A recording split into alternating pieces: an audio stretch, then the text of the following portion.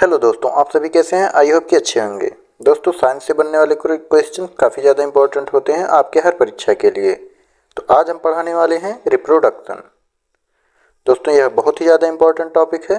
दोस्तों, हमारे चैनल पर history, geography, Hindi, biology, topic wise current affairs, polity, static, GK और जॉब अलर्ट जैसी विभिन्न प्रकार के टॉपिक्स पढ़ाए भी जाते हैं और जानकारियाँ दी भी जाती हैं। दोस्तों, हमारा पहला प्रश्न, मानव शरीर में श्वेत ग्रंथियाँ कहाँ अनुपस्थित होती हैं? तो ओठ पर होती हैं। दोस्तों, ओठ पर नहीं होती हैं, यानी अनुपस्थिति की बात कही गई है, तो ओठ पर नहीं होते हैं। दोस्तों, जीभ पर होते हैं। श्वेत ग्रंथियां वे होती हैं जिनसे स्वाद का पता चलता है। अगला प्रश्न, आयोडीन किस हार्मोन्स के संश्लेषण के लिए आवश्यक होता है? तो किसके लिए होता है दोस्तों? थायरॉक्सिन के। आयोडीन की कमी से घेगा नामक रोग होता है। अगला प्रश्न, अधिकतर एंजाइम होते हैं। अधिकतर एंजाइम प्रोटीन होते हैं। दोस्तों, ये प्रोटीन अणु होते हैं और इन्हें जैविक रासायनिक प्रक्रियाओं के लिए अत्यधिक विशिष्ट माना जाता है, यानी स्पेसिफिक माना जाता है। अगला प्रश्न, पुरुष वर्ग में जनन क्षमता बढ़ाने वाले हार्मोन्स कौन से होते हैं? तो मुख्य रूप से टेस्टोस्टेरोन होता है। दोस्तों, टेस्टोस्टेरोन की कमी से पुरुष के जनन क्षमता में कमी आ जाती है तथा महिलाओं में एस्ट्रोजन की कमी से बांझपन जैसी समस्या देखने को मिलती है। अगला प्रश्न, कौन सा पाचक एंजाइम लार में पाया जाता है? मुख्य रूप से एमाइलेज पाया जाता है। दोस्तों, इसके अतिरिक्त लाइसोजाइम, लैक्टोफेरिन, लाइपेज, प्रोपालाइन रिच भी पाया जाता है। अगला प्रश्न, एक चिकित्सक ने एक व्यक्ति को इंसुलिन का इंजेक्शन लेने की सलाह दी, इसका क्या तात्पर्य है? तो दोस्तों, इसका यही तात्पर्य है कि उसके रक्त में शर्करा की मात्रा बढ़ गई है। दोस्तों, इंसुलिन का इंजेक्शन मुख्य रूप से मधुमेह यानी डायबिटीज के इलाज के लिए उपयोग किया जाता है।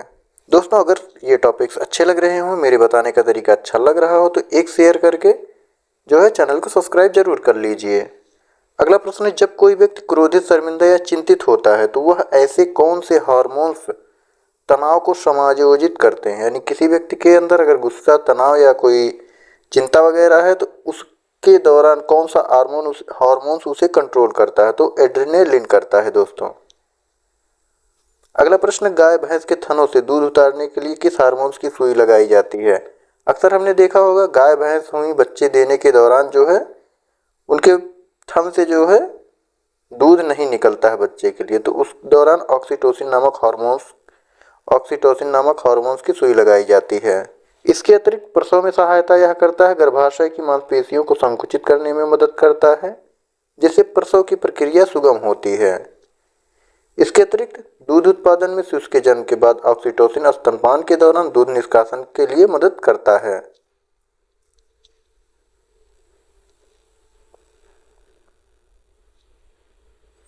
अगला प्रश्न, कौन सा हार्मोन बच्चे के जन्म के बाद दूध बनाने की प्रक्रिया को उत्तेजित करता है? तो दोस्तों, प्रोलैक्टिन होता है। इसके अतिरिक्त यह भी दूध उत्पादन में दूध ग्रंथियों को दूध बनाने के लिए उत्तेजित करता है, जिससे प्रसव के बाद शिशु को स्तनपान कराया जा सके। तथा जनन प्रणाली में प्रोलैक्टिन एक बहुत ही खास प्रभाव डालता है, जो महिलाओं में ओव्यूलेशन यानी अंडोत्सर्जन और मासिक धर्म चक्र को नियंत्रित करने में सहायक होता है।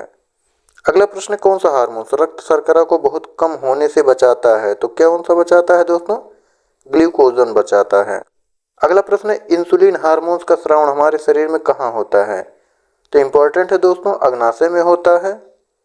दोस्तों, अग्नाशय या इसे पैंक्रियाज भी कहते हैं, शरीर का एक महत्वपूर्ण अंग है जो पेट के ऊपरी हिस्से में स्थित होता है। यह लंबा और फ्लैट ग्रंथि सदृश अंग होता है, जिसका मुख्य कार्य पाचन तंत्र और शर्करा के स्तर को नियंत्रित करना है। अगला प्रश्न, शुक्राणुओं को अस्थायी रूप से कहाँ रखा जाता है? तो कहाँ रखा जाता है दोस्तों? अधिवृक्क में। दोस्तों, अधिवृक्क ग्रंथियां शरीर के दोनों तरफ के गुर्दे के ऊपर होती हैं, जो त्रिकोण आकार की ग्रंथियां होती हैं। इन्हें सुप्रारेनल ग्रंथियां भी कहते हैं। ये अंतःस्रावी ग्रंथियों का हिस्सा होती हैं और कई तरह से हार्मोन्स बनाती हैं। ये हार्मोन्स शरीर के कई कामों को नियंत्रित करते हैं। अगला प्रश्न, शुक्राणुओं को संरचना में बनाया जाता है जिन्हें क्या कहते हैं? अधिवृक्क नलिकाएं। अगला प्रश्न है, निषेचन की प्रक्रिया क्या है? शुक्राणु और अंडाणु मिलकर युग्मनज बनाते हैं। यही प्रक्रिया निषेचन कहलाती है। आइए विस्तृत देखते हैं। निषेचन दो अलग अलग यौन कोशिकाओं यानी शुक्राणुओं और अंडाणुओं के मिलने की प्रक्रिया को कहते हैं। यह प्रक्रिया शरीर के अंदर और बाहर दोनों हो सकती है। निषेचन के बाद इन दोनों के कोशिकाओं की आनुवंशिक सामग्री मिलकर एक युग्मज बनाती हैं। इस युग्मज से भ्रूण और फिर बीज का निर्माण होता है। अगला प्रश्न, निषेचित अंडा कहाँ प्रत्यारोपित होता है? तो वह गर्भाशय में होता है दोस्तों। गर्भाशय महिला में प्रजनन प्रणाली का एक अहम अंग है। यह नाशपाती के आकार का होता है। यह महिलाओं के शरीर के निचले हिस्से में स्थापित होता है। अंडाणु की तीन परतें कौन सी हैं? तो कोरोना रेडिएटा है, जोना पेलुसिडा है और पीतक झिल्ली है। अगला प्रश्न है, जनन क्या है? जनन एक जैविक प्रक्रिया है जिसके द्वारा नए जीव उत्पन्न होते हैं। अगला है, मानव जनन दो प्रकार के होते हैं, तो कौन से होते हैं? तो वह लैंगिक जनन होता है, अलैंगिक जनन होता है। यह इंपॉर्टेंट है दोस्तों। अगला प्रश्न, पुरुष जननांग कौन से हैं? इंपॉर्टेंट है। इसमें वृक्क आता है, शुक्रवाहिनियां आती हैं, मूत्र मार्ग आता है और लिंग आता है। महिलाओं में कौन से होते हैं? तो वह अंडाशय, गर्भाशय, फैलोपियन ट्यूब और योनि। अगला प्रश्न है, निषेचन क्या है? निषेचन एक प्रक्रिया है जिसमें शुक्राणु और अंडाणु के मिलकर युग्मनज बनाता है। अगला प्रश्न, गर्भावस्था कितने महीने की होती है? तो वह 9 महीने का होता है दोस्तों। अगला प्रश्न, गर्भपात क्या है? गर्भपात के दौरान भ्रूण का स्वतः या कृत्रिम रूप से समाप्त होना ही गर्भपात कहलाता है। किशोरावस्था में होने वाले शारीरिक परिवर्तन क्या है? किशोरावस्था में दोस्तों लिंग ग्रंथियों का विकास होता है, शरीर पर बालों का उगना और यौन परिपक्वता से परिवर्तन होते हैं। अगला प्रश्न, गर्भ निरोधक से क्या तरीके हैं? गर्भ निरोधक के तरीके, कॉन्डोम का उपयोग करना, गर्भ निरोधक गोलियों का, IUCD का, नसबंदी का। अगला प्रश्न, यौन संचारित रोग क्या है? यौन संचारित रोग ऐसे रोग हैं जो यौन संबंध के माध्यम से फैलते हैं। फॉर एग्जाम्पल HIV एड्स हो गया, सिफिलिस हो गया, गोनेरिया हो गया, हेपेटाइटिस हो गया, ऐसी कई बीमारियां हैं।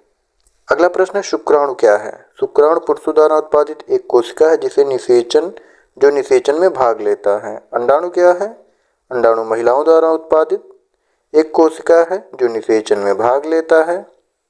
अगला प्रश्न है, गर्भाशय का क्या कार्य है? दोस्तों, गर्भाशय के विकास के लिए एक सुरक्षित स्थान प्रदान करता है, यानी गर्भधारण के लिए एक सुरक्षित स्थान प्रदान करता है। कौन दोस्तों? गर्भाशय।